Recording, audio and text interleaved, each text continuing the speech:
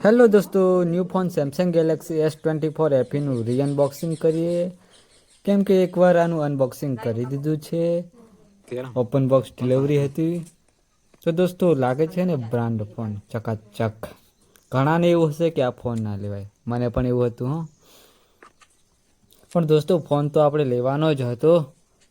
તો દોસ્તો લાંબા ગાળે આપણે બધા મૃત્યુ પામીશું, તો જે છે તે ભોગવીને જ જા. તો દોસ્તો આ ફોન લઈ લીધો. દોસ્તો આની અગાઉ મારી પાસે MIનો રેડમી નોટ 8 ફોન હતો, જે 5 વર્ષ અને 8 મહિના સુધી ચાલ્યો છે અને હજુ પણ સારી જ હાલતમાં છે અને ચાલે જ છે. પણ દોસ્તો એમાં એન્ડ્રોઈડ વર્ઝન તેમજ એન્ડ્રોઈડ સિક્યુરિટી અપડેટ પૂરા થઈ ગયા છે. હવે દોસ્તો આ નાનું બોક્સ ઓપન કરીશું, જોઈએ એમાંથી શું શું નીકળે છે. આમાં દોસ્તો આ ગાઈડલાઈન નીકળે છે, સિમ ઇન્જેક્ટ કઈ રીતે કરવું વગેરે વિશે માહિતી આપેલી છે. એ સિવાય દોસ્તો આમાં Type-C to Type-C cable, charger cable આપેલો છે.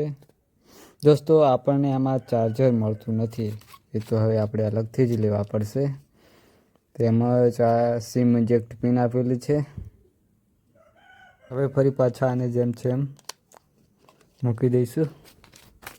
તો દોસ્તો તહેવારોમાં ઓનલાઈન શોપિંગ સાઇટો ફ્લિપકાર્ટ છે, એમેઝોન છે, મેસો છે, એ ઓનલાઈન શોપિંગ સાઇટો પર દોસ્તો સેલ હોય છે તહેવારોની સિઝનમાં. તો એમાં આપણને ફોન સારી બ્રાન્ડના અને સસ્તા મળી જાય છે.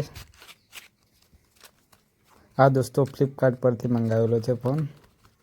જોઈએ હવે આ ફોન કેટલા વર્ષો સુધી ચાલે છે.